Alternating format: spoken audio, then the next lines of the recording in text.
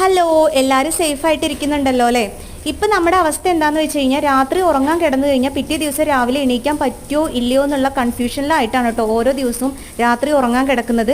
വേറെ ഒന്നുമല്ല, നമ്മുടെ മഴക്കാലം ആയി കഴിഞ്ഞാൽ ഇവിടെ ഉള്ള ഭയങ്കര പേടിയുള്ള കാര്യം തന്നെയാണ് ഇത് കേട്ടോ. കാരണം വീടിൻ്റെ 4 പുറവും മരങ്ങളുണ്ട്, നമുക്ക് മരം വെട്ടാൻ പറ്റത്തില്ല. ഫോറസ്റ്റ് ആയതുകൊണ്ട് തന്നെ ഫോറസ്റ്റുകാരുടെ അനുമതി മേടിക്കണം. അങ്ങനെയൊക്കെ ഒരുപാട് നൂലമാലകളുണ്ട്. അഥവാ ഫോറസ്റ്റുകാർ സമ്മതിച്ചാൽ തന്നെ നമുക്ക് ആ മരം ഫുള്ളായിട്ട് വെട്ടിമാറ്റാൻ പറ്റില്ല. കൊമ്പും ചില്ലയും മാത്രമാണ് വെട്ടിമാറ്റാൻ പറ്റുള്ളൂ.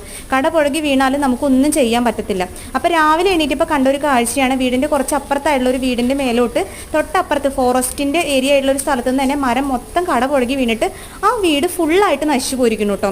അപ്പോൾ ഈ ഒരു പ്രദേശത്ത് താമസിക്കുന്ന മിക്ക വീടുകളുടെയും അവസ്ഥ എപ്പോഴാണ് പൊട്ടി വീഴുക എന്നുള്ളൊരു അവസ്ഥയിലാണ് ഞങ്ങൾ എല്ലാവരും താമസിച്ചുകൊണ്ടിരിക്കുന്നത്.